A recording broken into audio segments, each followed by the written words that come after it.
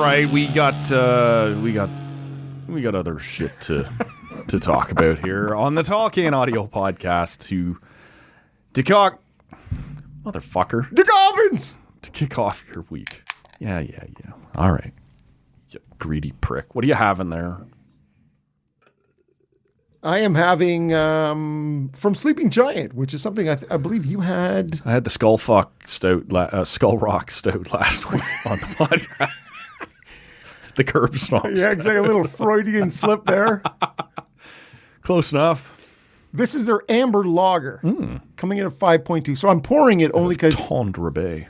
I really want to see what it looks like, right, in terms of an amber lager. I'm not sure what to expect from that other than maybe a little more malt forward on the lager front. Voyeurism here. Voyeurism, skull fuck. I'm not sure what's that. We finished the last half with Matt being horny. No, we did not. You said it. I don't think I did, Rob. Carry on. Can I without you? Like, you want to... All right. I also have an amber over here.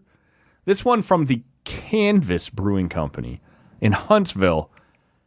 And I would have to be convinced that there is a good reason for calling your brewery the Canvas Brewing Company. It's not a strong name, in my opinion.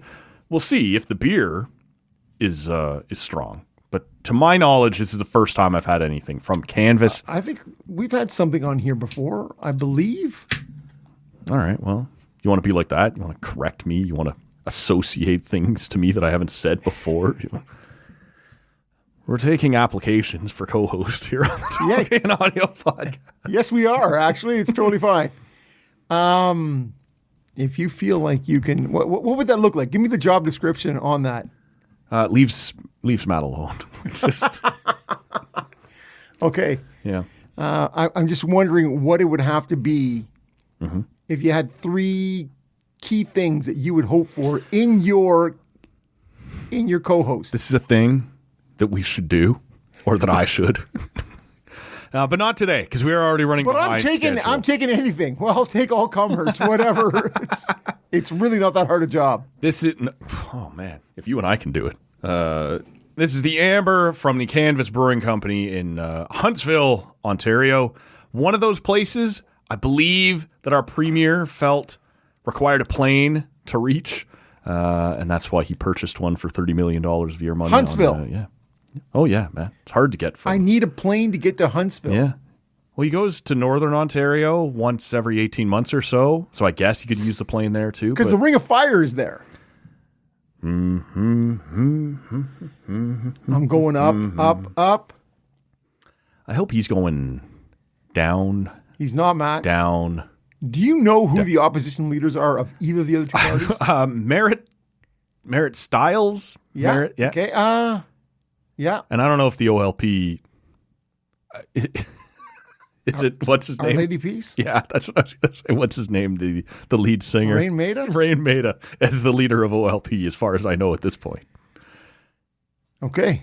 Have we? How are we doing out there, listener? Have we brought you into the conversation? Are you feeling like things are on a good track here? Yes, of course they do. I wanted to ask you, before we get into what's gone on in Vancouver, what's gone on in Winnipeg, what's gone on in Toronto, ahead of the Game 1 Dallas Stars Minnesota Wild game, on sale was a 20-ounce frozen lemon margarita in a cowboy boot. Are you interested? Is it an actual cowboy's boot?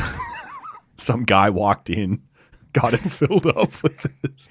No, it's a novelty. It's a small-footed man, just for the record. It's a novel. And you're right, that is small. There were people complaining about the picture going, hey, that fucking, like, it's not flowing all the way to the toe. Yes. Like the bottom of that boot, the same way we always talk about large bottles or quarts of craft beer. It's got like the giant hole up inside at the bottom, right? Yes. Like, you cheap fucks. Are you a margarita guy at all? In any circumstance? I am not. No.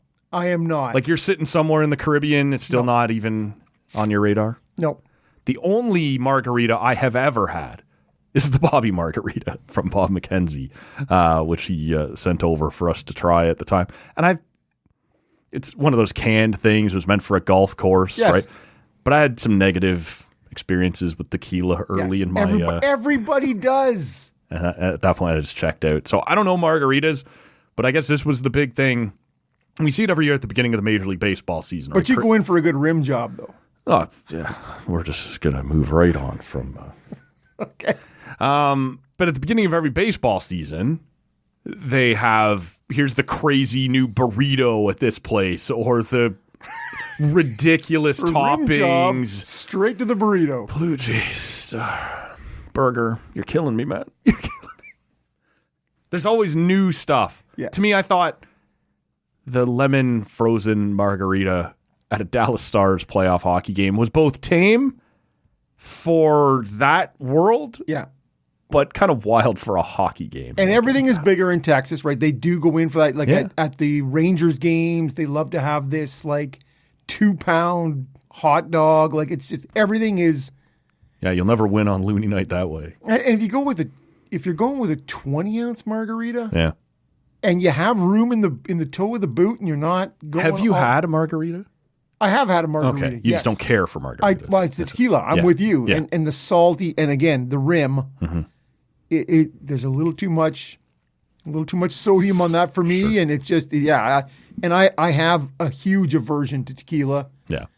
I had a Caesar out of a boot one time, but the I reality had something out of a boot, and actually I kept the empty plastic boot. Might have been in Vegas. So we were at Toby Keith's Bar and Grill. Gross.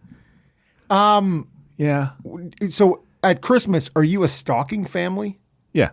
Okay, when Get out there and stalk those who've done us wrong. When somebody throws like an orange and whatever else in the toe of the stocking, you're like, yeah, you've now totally used up great real estate, and you've put like oranges or. So my parents used to vent and complain. Mainly my mom is the one responsible for filling it. Yes, of course. But my uncle got myself and my sisters stockings when we were 5 or 6 or whatever, They pretty were young. huge.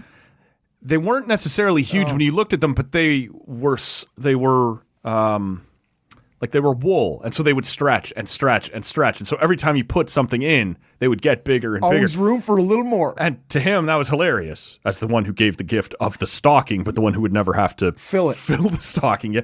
So mom would put an orange or whatever at the bottom, but because they're heavy, that would start the stretching almost immediately, right? Yeah, see, all right. Yeah.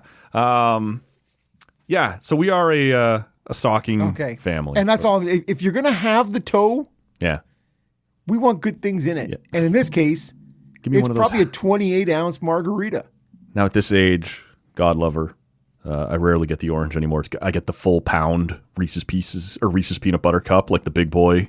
Okay. That you could like knock someone unconscious with. Yeah. Problem with that is the peanut butter to chocolate ratio is never good. Oh, it's great. It's perfect. Right, not enough chocolate. Not one time has it ever gone wrong. Okay.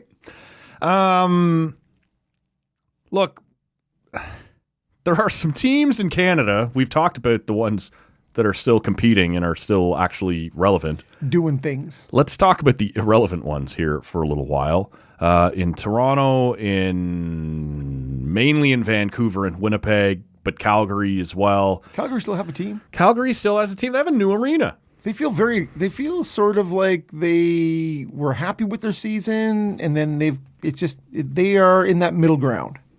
Yeah. I think they're now solidly in the rebuild. Yep. And happy to be so. But I think the plan was to be good again by the time the new building opens. Yeah. Well, which is 1 year from this September, and I don't think that's going to be the case. I think a top 3 pick, and I think they could be closer than you think. I think they can be on the upswing. Yes. I don't think they will yet be good. No, I agree. Yeah. Let's start in Winnipeg, because there was some interesting comments out of Connor Hellebuck, and let me just get this out of the way now, and we will get to the topic. But in both of these things that I'm about to play, and there are overarching conversations about American players in Canadian markets. And we will get to that kind of larger conversation after addressing these two teams. But we'll start in Winnipeg.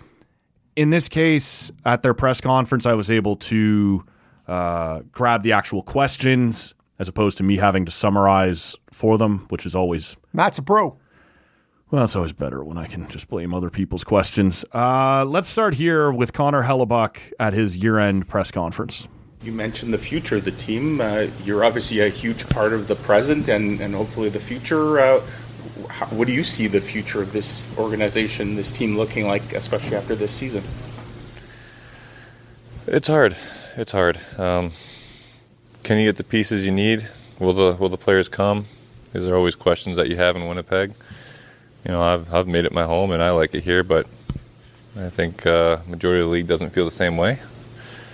You look at your young guys and who's taking a step, who's going to take a big step, and you know that's not my job. My job is to stop the puck and make sure I'm putting my best foot forward. So, you know, for me, it's winning a Stanley Cup. That's my goal, and that's all I have left, and that's what I want in my resume. I don't play this game for the money. I don't play it for the fame. I do it for my own personal fun, and you know, part of that is winning a cup. So, you know, for me, I'm just looking at how can I get that? How can I get there? So a couple of things there, and we can dive into all of it, but we might as well just hit the second clip. I only have two from his press conference. We'll play the second one here now, and then we can get into it. After a year like this, does it cause you at all to rethink the future? Does it lead to maybe some difficult conversations, that sort of thing? 1, 2, 3, 4, 5, 6. You know, I don't want to go and leave any speculation. You know, I love this city and I love playing here, and the fans have given me so much, and I've given so much back to the fans, and you know, there's a real connection there. I wish more people around the league would see that and could see that. Am I going to go and tell you that right now I feel amazing about winning a cup tomorrow? Like, no team out of playoffs is going to say that, and no player out of playoffs is going to say that. But you know, you make your decisions and you live by them, and you know, as time goes by, you try to reevaluate, and then honestly, that, as an athlete, the only thing you can do is put your best foot forward. You know, you make your decision and put your best foot forward, and you know, that's where my head's at right now. Is I have a nice long summer ahead of me, and you know, I'm going to get some recovery, some much needed recovery. I've played a lot in these recent months, and I'm going to really focus on my game and really break it down and see where I can improve some things. And you know, and being one of the best in the world is something I've always took a stride for, and I want this summer to take another big step forward for that. So, a lot in there, man. And the only reason I counted that out, that is a long delay, a long reach between, hey, you know, where you at with your decision about staying here, and how do I answer this? What do I want to say about this? What was your sort of takeaway from the two clips there? I thought my internet connection had disconnected. So when you said that, I was like, I was sort of sitting in the dark listening to it last night. I've lost my clip here. And I'm like, where the fuck is it? What's happening here? Oh, he is still there. 7 full seconds. Yeah, it was... I want to be first and foremost genuine about Connor Hellebuck. This is a guy who did extend out, who has on multiple occasions had opportunities to leave as an American guy, and has said, so I feel like he is genuine in his love for Winnipeg and his support from the fan base. He said, I like it here. The rest of the league, the majority of the rest of the league seems to disagree, but I'm happy here. So I want to acknowledge that. Yep. And I believe him because he has spoken with his signature on a contract multiple times. So that may come up again. So that is worth something. But the rest of it, to me, if you listen to the full thing... It's about 10 minutes long. Obviously, we couldn't play the whole thing here. We'll link to it. To me, I just picked the two. Yep. Most telling. No. I get it because it also fits the area we want to go to in this conversation. But, there was also parts where he talked about, So many tip shots and so many screens. I was great at the Olympics, and it wasn't like I was shit before and shit afterwards. Right. He talked a lot about that. He talked a lot about screens and tips. Yes. I don't think he meant it this way, but there seemed to be some buck passing. Yes. Yeah. And we weren't as tight as we were last year. And that other guys maybe weren't hitting their ceiling in terms of effort. Yeah. And I love the guys in this room, especially the ones who are hitting 100%. And, there was some things that had a lot to do with, I'm an Olympic gold medalist. Yeah. And these other fuckers are not. Well, one of the first things there in that clip in the first one we played was, for me, like, hey, how do you assess the future here? It's like, I don't know. Can you get the pieces? Like, his first thing was, yeah, I'm happy here.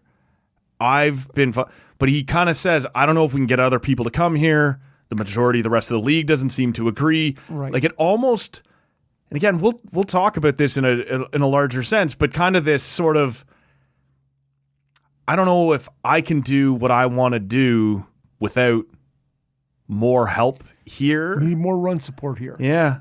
And that's reasonable enough. The second half, where he sort of talks about, there is the long delay, he sort of gets into it a little bit, but then it shifts away hard, where he's like, you know what? After the 7-second delay in answering this, that's not my job. I'm just supposed to stop pucks. But I am out here telling you things. Yeah, he was pretty outspoken. And I think that's okay. It is okay. It's okay. Because we roast guys for not being, but if I'm in Winnipeg right now, that was loud, what he just said. A lot of things were loud. And he said, again, it wasn't in either of the two clips we played, but he said, nothing is undoable. Nothing is, I'm going to go home, I'll calm down. You'd be emotional after the season you just had. Like, I don't think anything's written off. Ask him again in September. Yeah. Yeah. But the one thing that he said there in the second clip a couple of times was, you make your decisions, you live with your decisions. Yeah. That was not heartwarming. I signed this contract, and that was the decision I made. I'm bound to it. That, I wouldn't have loved that particular quote if I was a Jets fan. And again, as fans of small market teams, which I am, not dissimilar to Winnipeg, really, in a lot of ways, other than we're in a better time zone. And what he's saying is he likes it there. Mm-hmm. They were President's Trophy winners last year. Literally 1 year ago. And he's bitter right at this moment because they didn't make the playoffs. Yep. And they've kind of shat in the bed to finish the season. Well, I guess they kind of shat in the bed while he was gone. And then sort of climbed like pretty close. Like they were dead last for a while and climbed out late and then fell apart at the very end, right? Like in the last 2 or 3 Right. Early games. in the season, they were in it. They were in the top 3. And then he got hurt. And then they sort of fell out. Way out. And going way out. Yeah, where the cool kids are. And so it's really an interesting thing because people have to focus on, and where I was going with that was, as fans of a small market team, is he is not saying, I don't like it here in Winnipeg. What I get from what he's saying is, and people in Winnipeg need to focus on this, is he's asking Cheveldayoff to make this team better. Can you bring enough in here? Right.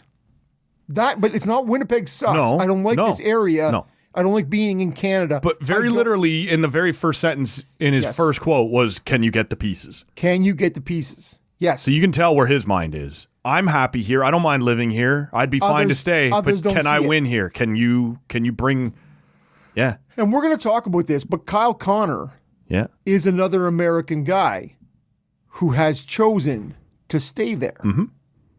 So it's what do those American guys do to talk to? And both were on an Olympic gold medal team. Yep. you have access to the best American players. Yeah, there's a group chat. There's a network there. You need to sell that to those guys if you want to help Shovel Dayoff out or the Winnipeg Better Business Bureau or public relations crew. You want to help those guys out. You have access, and I say American guys. It's a blank statement, but that is where it's at. Well, that is sort of the conversation we're going to have here. Why don't we move to Vancouver? Man, I didn't even know where to start in cutting Jim Rutherford's comments up. Go ahead. It's the Tkachuk comment. Yeah, and it is in here. But there was a lot of talk about where this season went off the rails, why Quinn Hughes left, the future of the organization. But he does start with where did this season kind of go off the rails. He works through some things. As I said a minute ago, I don't like putting this stuff in there without the actual question, but Jim Rutherford talks a lot. Like my grandfather. He kind of goes on and on a little bit here. So they ask him sort of, where did things go off the rails? Where did you decide to change directions this year? And he pretty quickly takes it to the Quinn Hughes situation. We got to the point of the Quinn Hughes decision. I've known for some time that Quinn was not staying in Vancouver. And I've known before this season started, for that matter. It's one of the reasons why we signed the guys, the Garlands, the Bessers, the Demkos that were had relationships with him, hoping for a little bit of a chance right down to the end that he would decide to stay here. But I don't think that was ever in the cards. That's a horrible quote. That's a horrible quote. I've known for a long time he's not staying, but we committed salary cap dollars to all of his friends in the hopes that it would change his mind. Look, man, when you know she's gone, you don't try and win her back through her friends. Like, it's over. That's perhaps the most unforgivable quote of his entire 32-minute press conference. I'm not sure.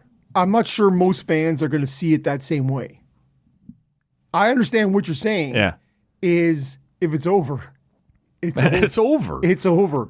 But like any one-sided relationship, please, I don't want it to be over. No, clearly.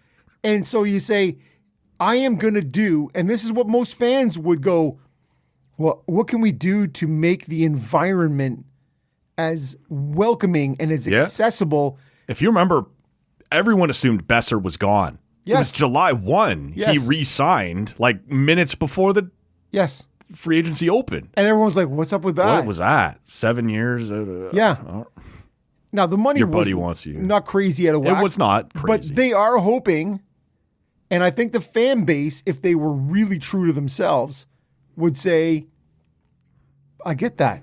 I do get that. I don't feel the same way as you. Okay. That when you have a top 3 defenseman in the league, that you have the wherewithal to try and put things in place to maybe make it more palatable for him to stay. But it's tied to this. I already knew he was leaving. Yes, I understand. I understand that. Well, so let me hit you with a second quote here, and then we can go a little deeper into this conversation because it is related to the same thing here.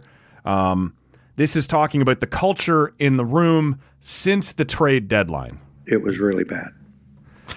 Let me just hit you again. This was related to the culture in the dressing room before the trade deadline and then what it looked like afterwards. It was really bad.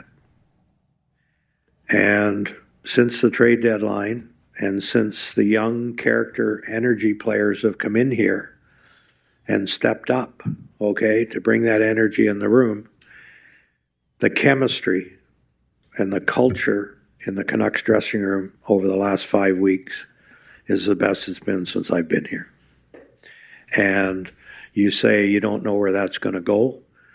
I don't know where it's going to go either. But if that didn't get cleaned up, I can guarantee it wasn't going anywhere.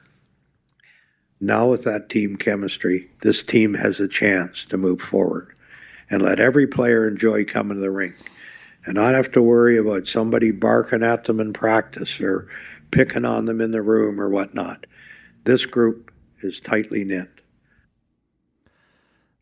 There wasn't a ton of change at the deadline. Do you know who they traded out at the deadline? Lucas Reichel was a minor league guy that got shipped, I believe, to Boston. Tyler Myers was sent to Dallas, and by all accounts was a beloved teammate, if not a Chaos Giraffe. good one. Yeah. Yes, exactly. David Kampf had only come in like November after being in the minors there with Toronto after the buyout thing. And Connor Garland. Connor Garland. Who I did some digging on this and reading around and look. Apparently he's a bit of a well-known locker room douchebag. Not popular, not good with, like, perhaps part of the problem in the whole Also not popular on the ice. Horvat, Miller, Pedersen, love triangle. Everybody that I read, your Thomas Drance and your, other people around the Vancouver market, everyone chalked that comment up to Garland. And that was one of the guys in the previous list that we just talked about. But how do we get Quinn Hughes to stay? Yep. Garland was part of the Besser-Demko group that was Team Hughes. And so we sign all those guys to extensions in the hopes that it makes Quinn Hughes want to stay. Quinn Hughes does not want to stay. And now Can't wait to get rid of that we're fucker. stuck with this. And look, I don't know that the Canucks were better on the ice, but man, culture matters, right? Culture hugely matters. He went out of his way, and I don't know how deep to dig into it, but said nobody barking at you at practice, nobody picking on you in the locker room. He didn't say that for no reason. Those were things that must have been happening, and the people in Vancouver seem to be suggesting, yeah, it's that fucking guy, and that's why they traded him. Well, it's the JT Miller, Connor Garland. It's that effect, right? Yeah. Where you got guys, and we've both spent a pile of our lives on team sports at varying levels, and you have guys. Team dynamics matter, man. Are huge and huge, and there are the spots at either ends, right? You have the 10% of.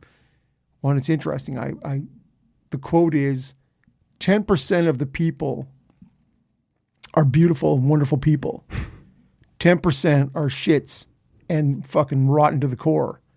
It's the 80% of sheep in the middle. Mm-hmm. Then we pulled in one direction or the other. Exactly. And you go, what is your leadership? What is the dominant force in your change room? And if it is that, it's the shit. If it's the shit, dark little spot in your heart people, then that's hard in the change room. Yeah. Right? If that's where your leadership core is, right? And then you have that pull to that side. And so that seems to be a lot of what's happening or what happened in Vancouver. And they seem to be fairly confident here that it was cleared out. This one, I'm going to play one final clip from Jim Rutherford. It's sort of tied to the first one where he talks about having just taken a shot at signing all Hughes' buddies to stay. But someone asked him, when did you know Hughes was going to want to leave? How did that impact the season? These sorts of things. We'll hit that here as the final Jim Rutherford quote. Some people think Quinn left here because the team wasn't any good. He was leaving anyways, okay? And the best example I can give you is Matthew Tkachuk. He was in Calgary. They had a good team. He wanted to go back to the U.S., and he went. And this is not going to be the last guy in Quinn Hughes that decides he's going to leave. And I think, and I'm close to him. I really like him. I respect what he did in Vancouver. He put on a good show for a lot of years, but guys work towards free agency. And we should respect the fact that he had that option and he was going to exercise the option to go back to the United States. So I would reiterate here, if you knew that before this past offseason, you were a fool to tie your salary cap up in all his buddies. But this does open the door to a larger conversation. Yes. And I don't I'll leave it up to you how much you want to tie Brady to this, because right now the Sens are in a actual playoff competition, and the Sens are good. Cole Caulfield, no one's having this conversation right now about Lane Hudson or Cole Caulfield because the Habs are good. Right. We are talking about Quinn Hughes because the Canucks are bad. That conversation is going to arise. I don't know if you had a chance to read the Athletic article last week about everything that went on with the Leafs. We are going to have this conversation, if we're not already, about Austin Matthews. We played some clips about Connor Hellebuck and, hey, I like it here, but if you can't bring me what I need. He didn't say it, but he's sort of telling ownership, we could be in a place here. And I'm just sort of curious, because I don't know that it's ever been louder. We have heard this noise before about, oh, Brady's going to leave, Matthews is going to leave, Kyle Connor and Connor Hellebuck are going to leave. Well, and then they both signed. All four of those guys I just mentioned signed multiple extensions or have signed extensions. Look, Matthew Tkachuk is an easy example to point to, but I don't think that it's everything. I'm just sort of curious because Rutherford, in my mind, in that thing is kind of like, I'm going to throw this grenade into somebody else's locker room anywhere else. He won't be the last, and he won't be the last. Nope. But I don't think it's as simple as American Star is desperate to leave. But you are talking about a time in the NHL when those coming through the U.S. national developmental pool has been stronger, right? Like, we have never seen a moment where American hockey has been stronger. So you are looking at the rise of the American Star and the prominence of it. Yep. The old days with, can you think of Keith Tkachuk, like in Winnipeg? I can't think of, in those days with Guerin, LaFontaine, Modano. Those were all American players. Roenick in American cities, right? Was it weird? And maybe I'm wrong. I think of Guerin early on as an Oiler. Oh, all right. Yeah. But he left. So it's not a great counter argument, but in terms of Americans in American markets. Right. And I'm just in terms of the proliferation of the American star hockey player, because there's more than ever now. Yes. And that will only get larger. For sure. It's not going away. No. And so we like to, in this country, go, oh, the kids who grew up, like Stankoven, on Saturday saying, oh, you grew up and you watch Hockey Night in Canada on a Saturday night, and it's to be on Hockey Night in Canada. Yep. It's a thing. Yep. And to be in the center of the attention, it's a thing here. Whereas I think the American athlete who looks at the NBA or Major League Baseball or the NFL, or who go, athletes are athletes and they're just going wherever. They don't have this tie to. Oh, I think there's something to that. And to me, and look, maybe it's blue centric, but we've talked about Matthews and he has not signed one long-term contract, but he does keep re-signing. Yes. But to me, that's more about money, right? I want flexibility. I want the ability to leave, but as long as we're in a good space here, I'll stay. And we have seen that. Jake Sanderson. This will be the moment for Matthews. This will be over the next, probably not. I don't know that they have to decide before January, but over the next 9 months, we're gonna find out 100%. But Jake Sanderson and Brady Tkachuk have signed and extended long term in Ottawa. Lane Hudson, Cole Caulfield, Kyle Connor, Connor Hellebuck. As you move your way across, Quinn Hughes signed. I think it's Matthew Tkachuk signed out of his entry level. Yeah, he extended out through. He had a bridge contract. I think there's as long as you're going where I think we should be going. I don't think these guys are desperate. To me, the thing that rubbed me the wrong way about Rutherford's comments was, you won't be the last that wanted to get home to the United States. I don't think it's that. I think it's if you're bad. This generation of athletes is like, fucking, I'm out of here. Like, if you got no direction, if you're not any good, I'm leaving. And whether you like that or hate that about these athletes, I don't have a real big beef with taking control of your own future. Connor McDavid just did it. Signed a 2-year extension. Yep. Now, he's been in Edmonton for 11 years. And he took a wicked discount while he did And it. he will we be out love there that for good, another, humble Canadian. Yes, he'll be out there for the 13 years if he lives to the end of this contract Right. in Edmonton. That's a long time. That's a long commitment. Yeah. But he has said there is Show me, man. there is a limit to this, and you need to make this happen here. So I do think that is the best player in the game.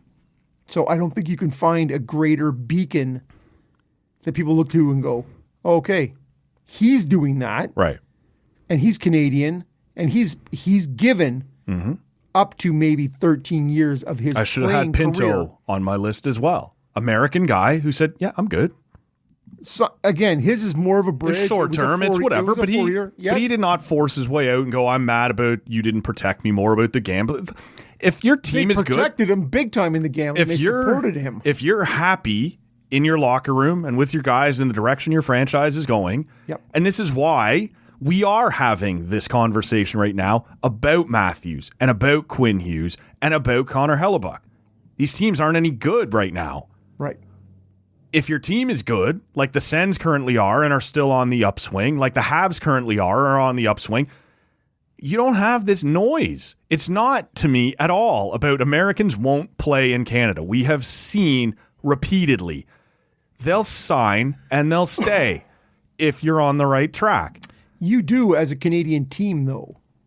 The onus is on you a little more for some of these American athletes. That you have to continue on that upwards trajectory. I guess. Now, there is the talk. And Like and- Jack Hughes is extended in Jersey. They haven't shown shit. Like they've been a perpetual Yeah. disappointment. Luke Hughes just did the exact same thing there, right? But let's look at, and again, he's further down the level, but you're talking about Alex Tuck. Yeah. Alex Tuck? Yep. In Buffalo, who when this season was going That's in the why he's shitter not again, been extended. I'm out of here. and he but was now they're and- good. And he's a Rochester guy. Yeah. In Buffalo, and he's like, you know what? Fuck it, man. If this does Mm-hmm. not continue or change, I'm out of here. Yep. So that's a Small market and not competing. Right. I'll leave. right. So I think it is we want to gravitate towards the anti-Canadian American athlete. I think it softens the blow for us. It gives us excuses. They want to go. They don't want to be here. Right. But I don't think that's always the case. It's not always the case. I think we've seen across Canada. But we have the Alex DeBrincat. Those aren't untrue. Sure. But if it had been he's traded from Chicago to, instead of Ottawa, he goes to, I'm trying to think of what the Ottawa comparison in the United States at the time would have been. Columbus is too low, like Minnesota is too high. But just another team that's kind of right there on the lip of maybe making it, maybe not. If you don't, Philadelphia. even that's too low. I don't know what the perfect comparison is. Right. LA, maybe, right? Like kind of borderline making it, not making it. If it doesn't go well and you're not happy, Sweet climate. Though. you move on. Oh, yeah. You move on and you end up in Detroit and Not sweet climate. not sweet climate. And not in the playoffs. Either. 10 straight years.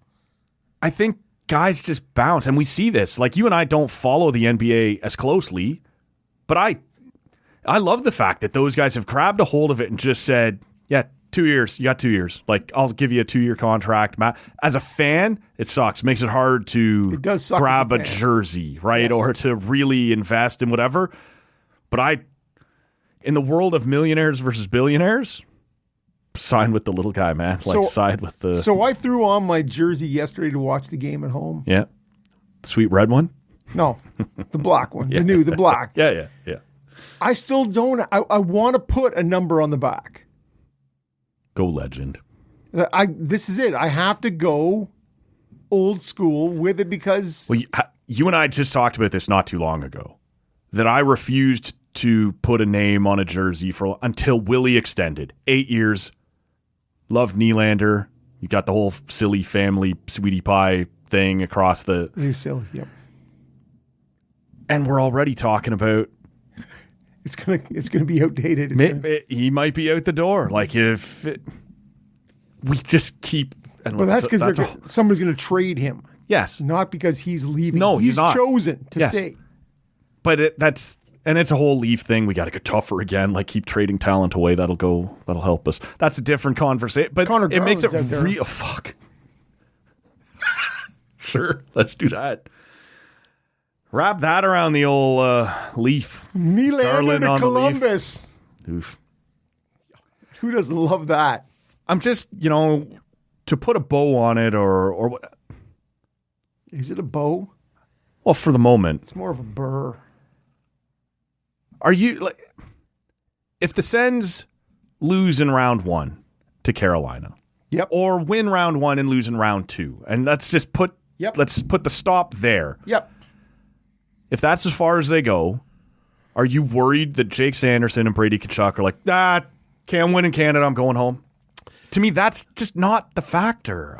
I'm not sure. I'm not sure because there is everyone's jumped on the Matthew Tkachuk a year out. Yeah.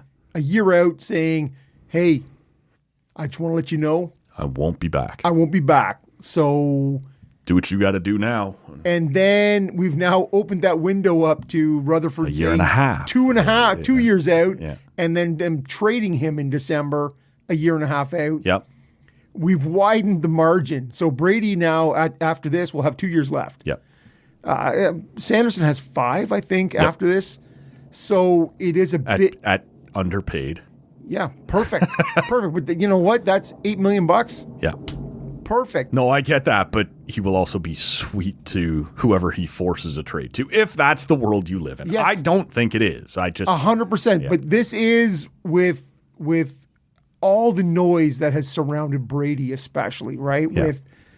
With his ties in with USA. Did you see the pregame interview with Elliott? I did not. So I didn't either. So maybe we should tiptoe here. But there was a lot of complaints that Sportsnet asked him before game 1 of a playoff series. Yeah, which is bullshit. Are you happy in Ottawa? Are you thinking about leaving Ottawa? It is a ridiculous time to ask that question. Yeah. No, I have no idea. I've never heard any of this. Yeah. Well, that's what happened. But it's not different at all than what's been talked about in sports media around. It just was a weird time to ask him directly. Are you committed to staying in? Yeah, like in Canada? What do you want me to say? No, I'm out of here. I'm going to force a trade as soon as we. Yeah. Can we do this? Yeah, that's a weird. No, again, because I was out. Yeah. And so I PVR'd the game, and so I started in about an hour late, and so I came into Bittersweet Symphony by. I don't like that either. Yeah, it's not a great intro. It's not a banger. Is it supposed to be that? Like this is great, like a symphony, but it's going to be hard. Like, is that the message you're saying? It's bittersweet because you're going to get hit in the face a lot. I don't know. Can we go back to last year where they started out with the Judas Priest screaming for vengeance or hellbent for leather? Like, can we give us something that's got a little more chutzpah? Sure, man. Not Bittersweet Symphony. Come on, man. I miss the old stuff, the CBC stuff, the trues. Yeah, the not ready to go. Not ready to go. Game 7. Yes. Let's fucking go, man. Yes. So this is going to be an ongoing conversation, and there will be. Well, let me just put you back to it because I pushed you away from it here.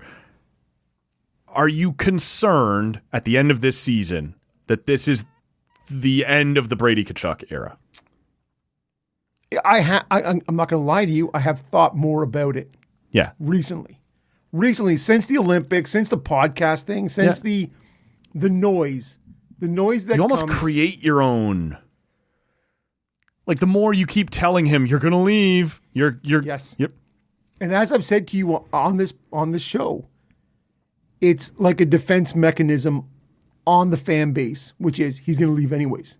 He's going to leave anyways. But I don't see anyone in Montreal talking about Hudson or Caulfield leaving. No. If you're good, it's a lot less noise though around those guys. But if you're good, right? Like if you're. It's the same. Matthews, it's only coming up now because the Leafs are terrible. Any other time that this has come up, at the end of this deal, he'll leave and he resigns like a year in advance. It's Any fair. other time.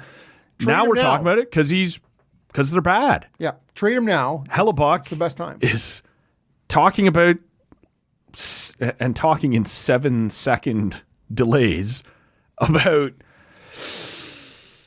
Yeah, I don't know. But he didn't say that after winning a President's Trophy. No. If you're good, they'll sign.